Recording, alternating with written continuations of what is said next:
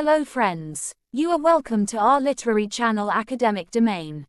Today we will discuss a brief introduction, summary, analysis, and major characters of Wuthering Heights by Emily Bronte. If you haven't subscribed the channel yet, please subscribe it and hit the bell icon to get notifications of upcoming videos. Kindly like, share and give your valuable suggestions through comments. Brief introduction to Wuthering Heights by Emily Bronte. Wuthering Heights is the only novel by the English author Emily Bronte, initially published in 1847 under her pen name, Alice Bell. It concerns two families of the landed gentry living on the West Yorkshire moors, the Earnshaws and the Lintons, and the turbulent relationships with the Earnshaws' foster son, Heathcliff. The novel, influenced by Romanticism and Gothic fiction, is considered a classic of English literature.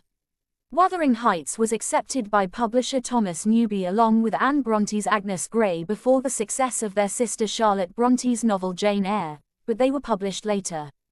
After Emily's death, Charlotte edited a second edition of Wuthering Heights, which was published in 1850. Wuthering Heights is now widely considered to be one of the greatest novels ever written in English, but contemporaneous reviews were polarized. It was controversial for its depictions of mental and physical cruelty, including domestic abuse, and for its challenges to Victorian morality, religion, and the class system. It has inspired an array of adaptations across several media, including English singer-songwriter Kate Bush's song of the same name. Now let's discuss the summary of the novel. The summary can be divided in three parts.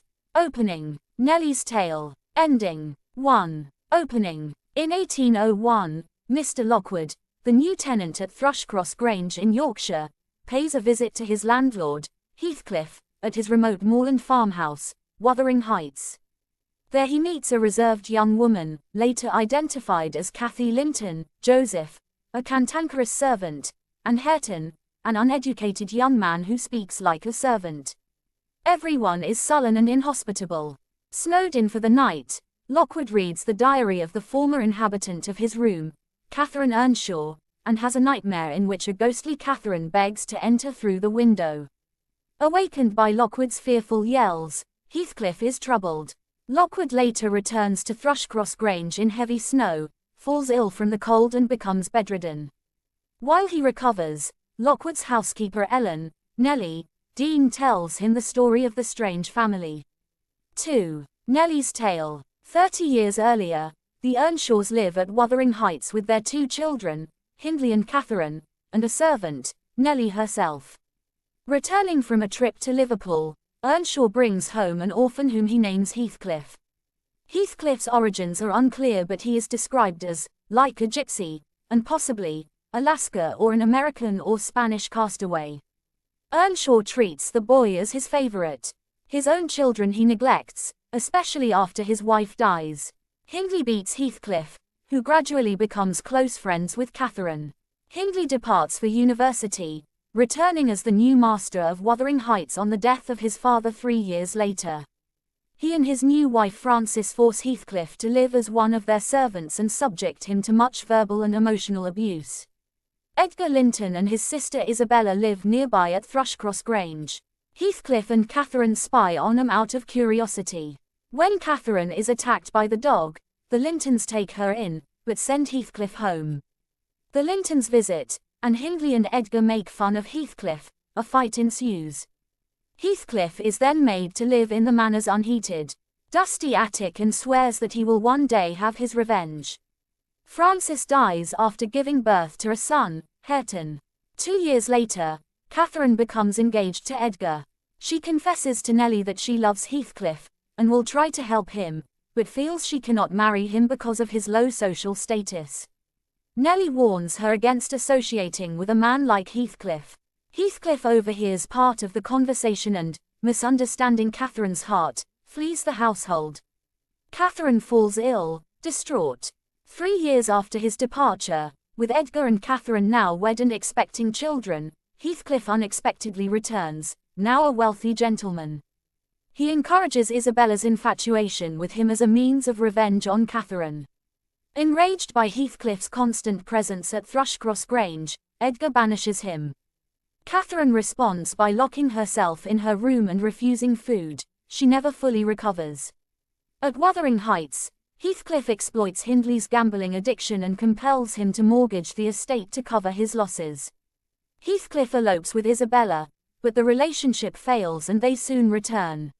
When Heathcliff discovers that Catherine is dying, he visits her in secret. She dies shortly after giving birth to a daughter, Cathy, and Heathcliff rages, calling on her ghost to haunt him for as long as he lives.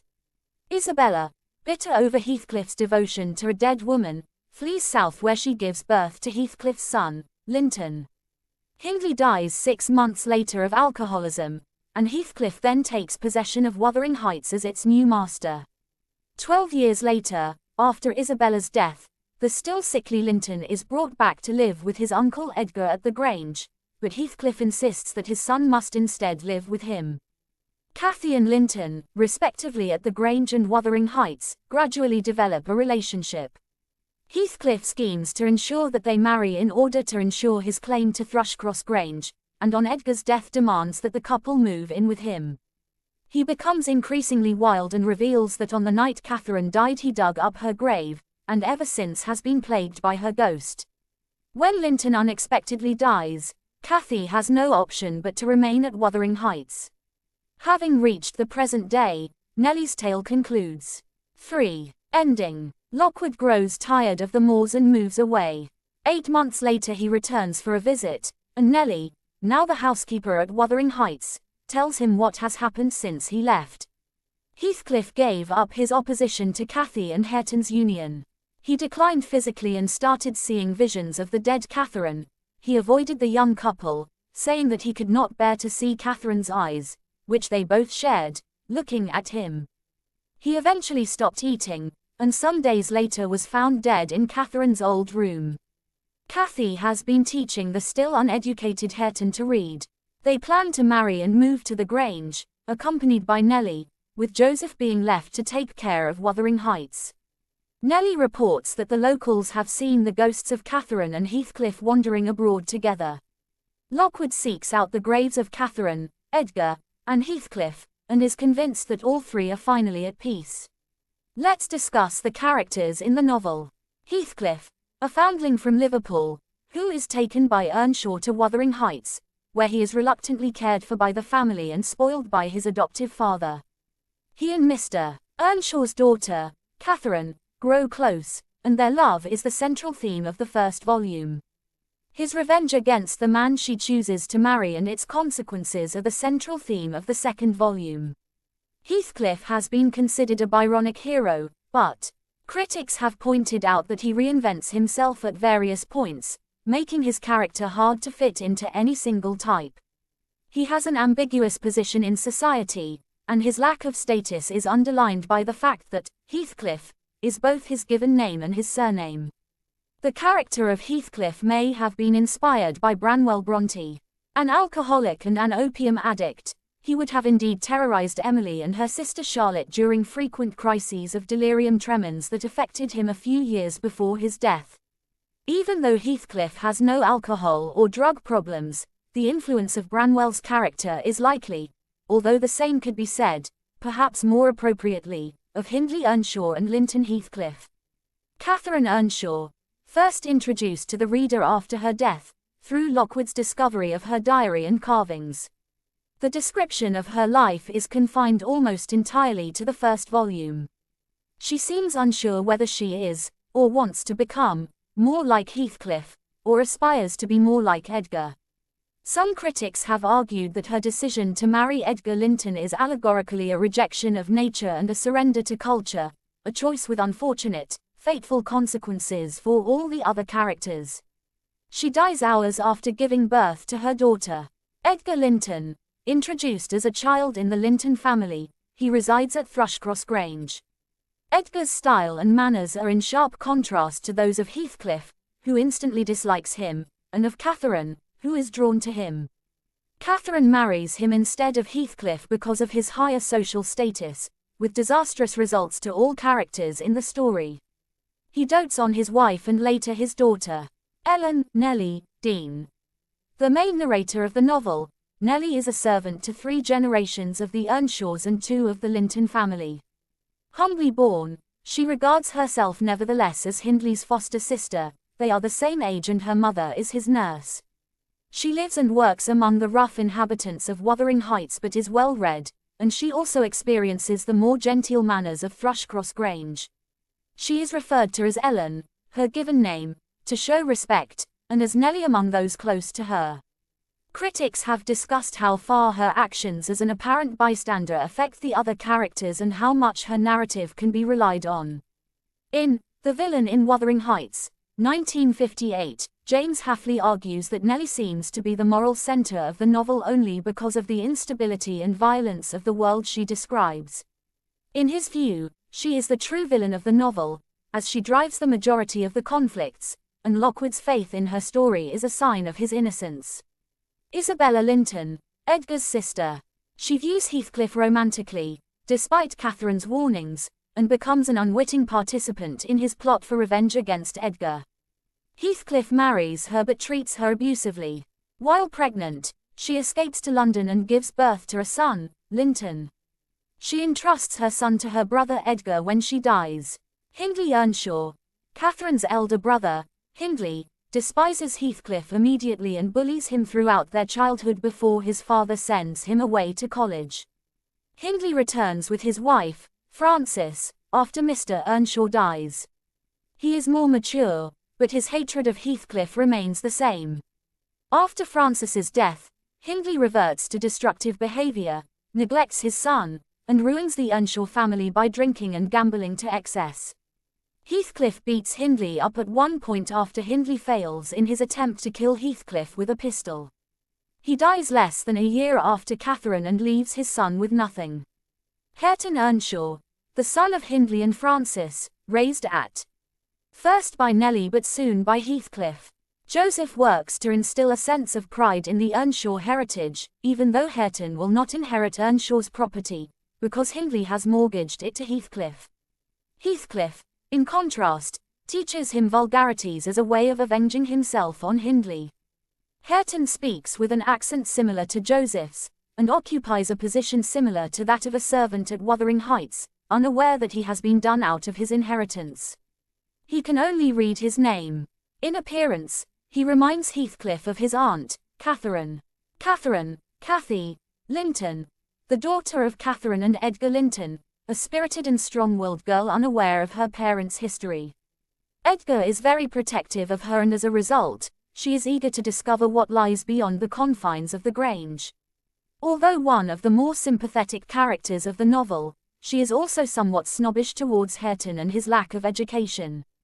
She is forced to marry Linton Heathcliff, but after he dies she falls in love with Hareton and they marry. Linton Heathcliff, the son of Heathcliff and Isabella. A weak child, his early years are spent with his mother in the south of England. He learns of his father's identity and existence only after his mother dies when he is 12. In his selfishness and capacity for cruelty he resembles Heathcliff. Physically, he resembles his mother. He marries Cathy Linton because his father, who terrifies him, directs him to do so, and soon after he dies from a wasting illness associated with tuberculosis. Joseph, a servant at Wuthering Heights for 60 years who is a rigid, self-righteous Christian but lacks any trace of genuine kindness or humanity. He hates nearly everyone in the novel. The Yorkshire dialect that Joseph speaks was the subject of a 1970 book by the linguist K.M. Petty, who argued that Emily Bronte recorded the dialect of Haworth accurately. Mr. Lockwood, the first narrator, he rents Thrushcross Grange to escape society, but in the end, decides society is preferable. He narrates the book until chapter 4, when the main narrator, Nellie, picks up the tale. Frances, Hindley's ailing wife and mother of Hareton Earnshaw. She is described as somewhat silly and is obviously from a humble family. Frances dies not long after the birth of her son. Mr. and Mrs. Earnshaw, Catherine's and Hindley's father, Mr. Earnshaw is the master of Wuthering Heights at the beginning of Nellie's story and is described as an irascible but loving and kind-hearted man. He favors his adopted son, Heathcliff, which causes trouble in the family. In contrast, His wife mistrusts Heathcliff from their first encounter. Mr. and Mrs. Linton, Edgar's and Isabella's parents, they bring up the children to be well-behaved and sophisticated. Mr. Linton also serves as the magistrate of Gimmerton, as his son does in later years.